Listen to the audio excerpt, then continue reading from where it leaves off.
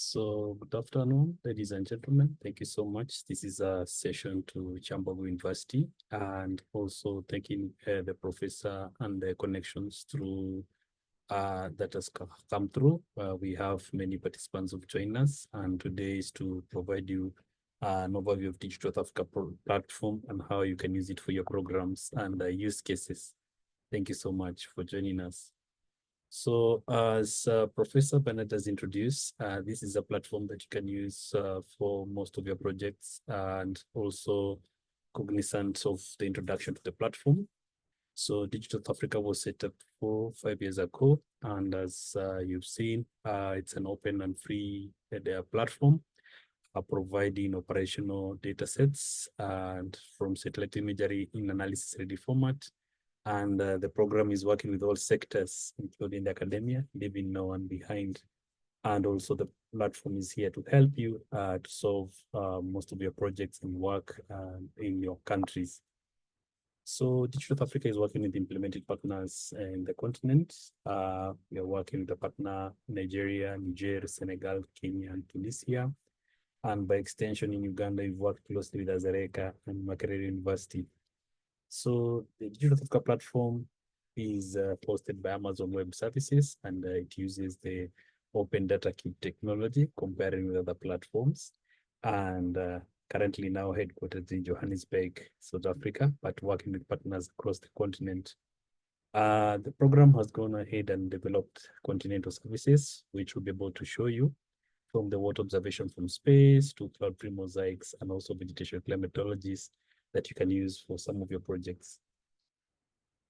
The good thing with Digital Africa is that those services have been co-developed with the partners, and a summary is that Digital Africa is providing analysis-ready data, which means providing data from the space agencies. European Space Agency, we have Sentinel-1 and 2, and we'll add 3 and 5 others respectively. And from the US Geological Service, we have the Landsat data, Landsat 5, 7, 8, and 9. And this gives you over 35 years of data from 1984 to now. You can see a lot of changes from the water observation from space, from looking at our crops, and looking at other services.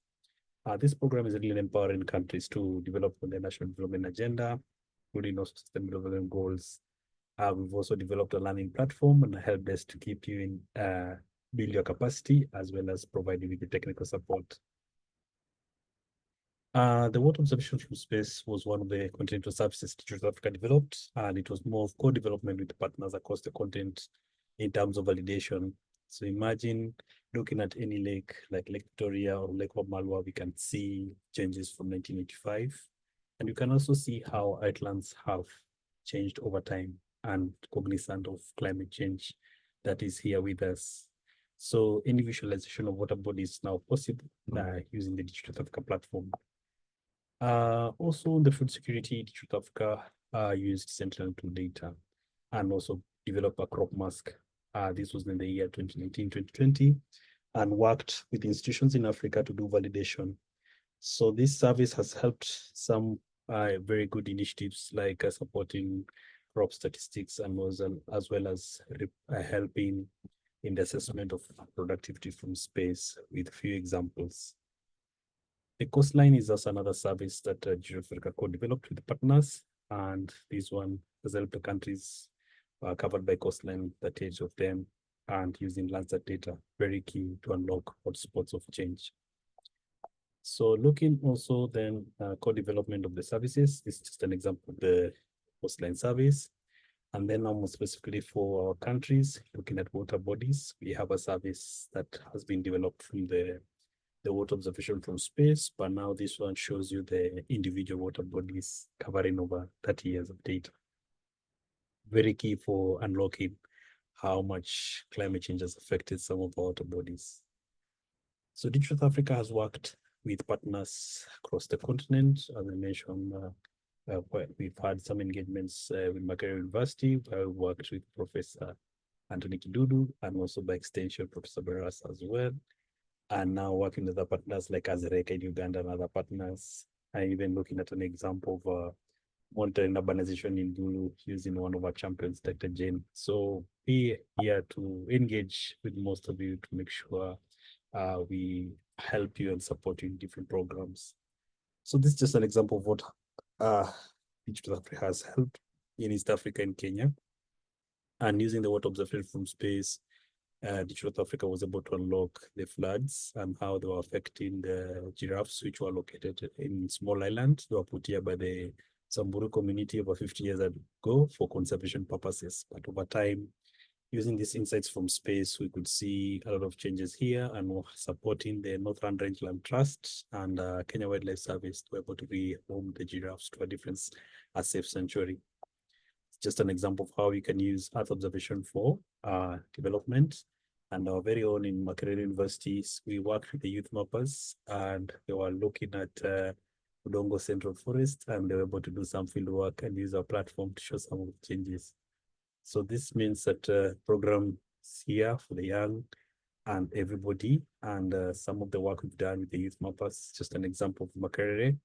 Then also we've worked with Africa Women in GIS, very key to unlocking potential and diversity and inclusion.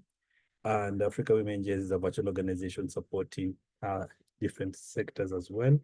And also they have a footprint in Uganda as well. Digital Africa Access platform is possible through, it's a free access platform. We have access to the Digital Africa map and the Digital Africa sandbox. Then you have access the platform through your other GIS software, which could be Esri or QGIS. And then we also have a free online plan platform, which I'm able to take you through and see how you can also enroll and get a certificate of participation in the various courses. Digital Africa is keen in working with partners and working closely with Esri. Yes, we have the Digital Africa datasets in the Africa Job Portal. And here you could access other services, making sure that you're connected. Access to Digital Africa is also possible through the web map services, meaning that you could extend this for your program for projects in your GIS environment. We have access to the Digital Africa map. We're able to show you an example so that you can be able to navigate and even share some of the links with among ourselves, even in the chat. So this is just an example from our website, digitalafrica.org. You can go to the platform.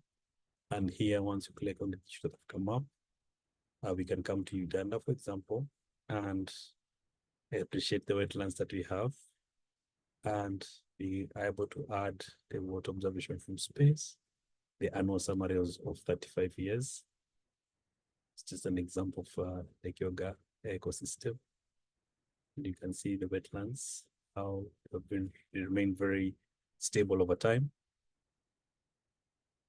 And you can change the background of the map as well. So the colors blue is where waters remain constant and the change is the variability of water. Then also we can look at water observation per year, a summary of 2023, a summary of 2022, even a summary of 2021, etc., etc. So we can actually see areas which were dry.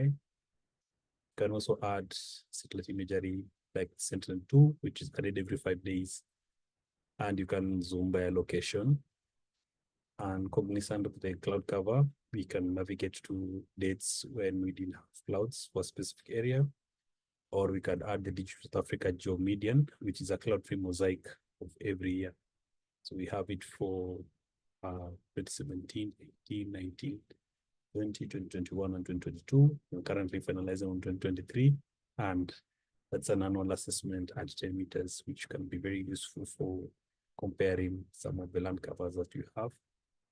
And with the imagery you have on Digital Africa, it's an analysis ready format. This is just on the maps. When you zoom into a location, you can see the clouds. You can also navigate to a cloud-free times, especially January, March, or January, early the years.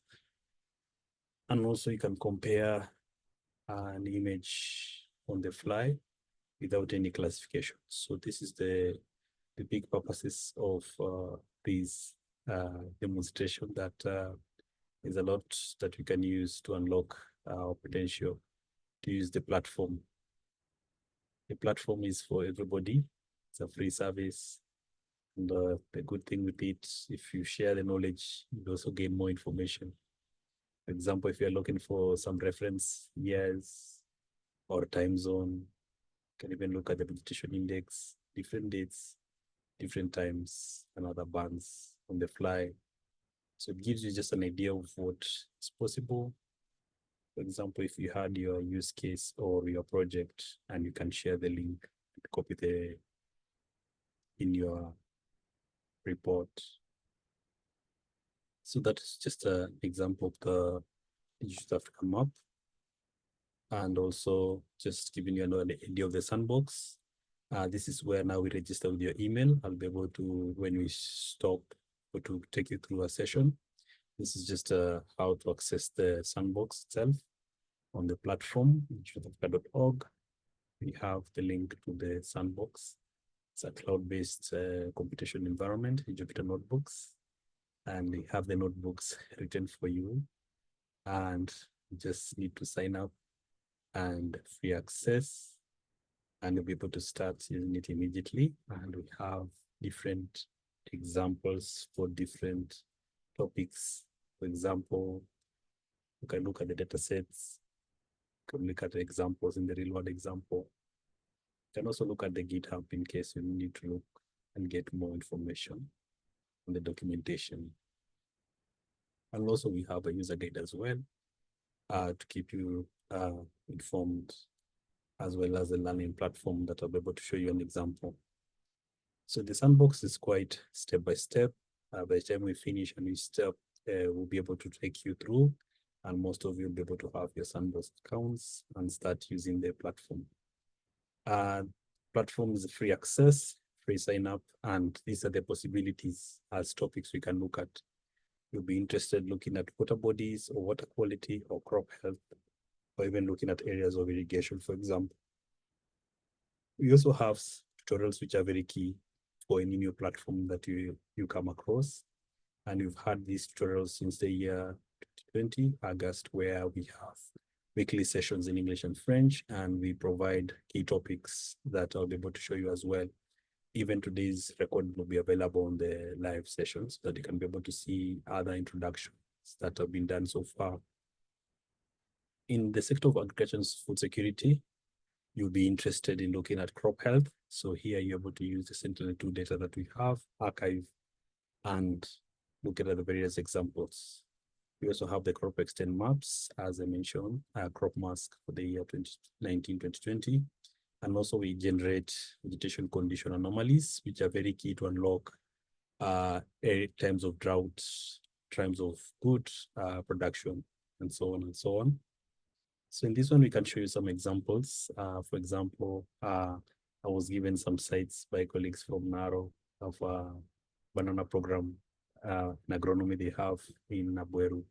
So in this case, we were interested to see if we could go on the plot level, we could actually digitize on the fly and see the phenology and change to another farm. So you can actually know during these times of planting, which are the seasons good. So we can see just from a large scale, we can have good seasons around July, peak time, and harvesting around end of August, but this was dependent on the varieties that they had planted. The same case, we could look at the same area and think about forecasting vegetation. So we also already have a notebook which is already there that you can look at what happens in the next 2 months. This is just an example. You can use it for an area of your choice, and also knowing that you have some information on the ground, like how is the phenology, their crops planted, were there pest incidences, was it a drought year, or were there floods? Also, we can visualize vegetation animation with rainfall and try to pick out areas of anomaly. This is very key, especially if you're looking at an area. So there's already a notebook which can generate this for you when you're presenting your results. We also have true animations with rainfall. So here we are looking at a rainfall anomaly of over 30 years, of 20 years, and you can see key areas and peak, and also you can see how it's visualized on the ground as well. We also have now specific resources for water resources and flood. This is also dependent on your thematic area. So we're interested in monitoring wetlands, water extent. We could use Landsat or Sentinel-2. And also we could use the water observation for space that the platform has. And also we can monitor the algae or chlorophyll using one of the notebooks using Sentinel-2. This is an example of Lake Omala, for example. You could go on the fly and visualize and see how much water has changed over time and changing the different dates. An example of the water extent that you can generate from one of the notebooks. One of them is using the Landsat, and also you could generate the same as a figure showing you areas which have remained water and areas which have gained or areas which have lost.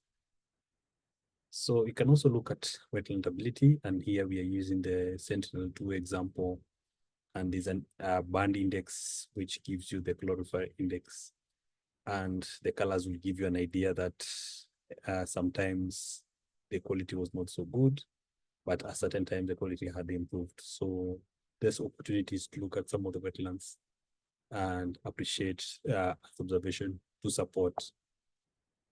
This is just an example of a wetland insight tool that we already have. So we could digitize one of the water bodies and see how it's plotted over time.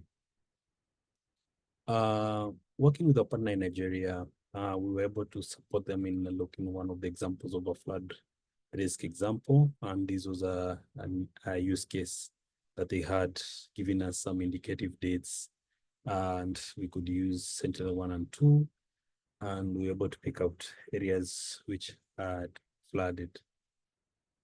So also with our partners, International Water Management Institutes, we had engagements in some of their countries, starting in Ethiopia and Zambia. But then the key information is that we're using some of their tools to actually support capacity building in integrated water management. So here we co-developed a course as well in English and French, which introduces you to the platform. And it has like 4 topics, looking at evapotranspiration, as well as spatial transpiration, as well as distribution of soil moisture in irrigation basin. We also have tools now for vegetation monitoring. You'll be interested in vegetation change, or also looking at the phenology using the Sentinel-2 or even 1. And you could also compare your results using Sentinel-2 and Sentinel-1 using the Radar Vegetation Index. So this is just giving you the possibilities. And also moving forward, we also have some tools to help us in identifying ban area mapping, or even looking at the fractional cover, giving an assessment of land degradation over time. So as you can see, we have various tools. And also as a country level, we could generate vegetation climatology for Uganda, for example, and you can do it for different years and see what is really happening. On the burnt area mapping, it's possible to use Sentinel-2. This is just an example of an area where we had been given prior information of a fire incident, and you can do it step by step and create a file which you can use to map. This is just an example of how fractional cover has been used, showing you some settlements and the impact over time, an aspect of land degradation. Then looking at another example, the vegetation animation, which I was able to show you earlier on, just appreciating some areas and seeing how they are plotted over time. Then also animation with rainfall, just as a recap. This was just for an area which was quite dry. But now if you do it for different areas, you'll be able to see how much has changed. Then also on urbanization, we can look at change over time using the Sentinel-2 at 10 meters, as well as an urban index comparison. So this is an example of Gulu, where we worked with our colleague at EPSIS in Kampala, Dr. Jean Begebishe, and we're able to see some changes over time, just an example of Gulu. You could also do this for Kampala or any of the cities that you know of as part of your work. Digital Africa has also added additional data sets that can support your analysis in urban change. This is an example of word settlement footprint data, which has been very key for most of our programs supporting the evolution of cities and trying to document how they have changed, adding more information like on the Landsat to unlock what really happened the last 30 years in a city. Urban index comparison is also key, and it is a different indices, especially areas around water bodies. We also have cross-cutting tools, looking at surface mining, land cover, and this could be very useful for your work. For example, you could generate land cover products for our country every year. And also looking at how we could also study land degradation, especially in some areas that we know of, especially when you look at northern Uganda, for example. And we also have a learning module that we've developed with one of our partners in Tunisia and Nigeria. So it's a step-by-step course as well, introducing you to how it actually goes. Then finally, as we finish our presentation, is to look at the learning courses that we have. Training modules are very key. And also here we'll be able to start with the introduction and look at the various topics. We have a course on agriculture and food security, another one on urbanization, the other one on water resources. And this is just a summary on how the platform works. And then also remember, we'll share the recording with you shortly. This is how we can access the training. We could start with the introduction to the sandbox and look at the various courses. And these are self-paced as you start. And when you finish in the quizzes and all step by step, you'll be able to get a certificate of completion for each course, which you're able to print or share among yourself, and also even add on your resume as part of the work that you've been able to achieve. It's very key to have extra training, very key to help you also in your projects. So Digital Africa also has weekly sessions in English and French. Like tomorrow, we'll be having a session with Esri, looking at tools that can be used to monitor flooding.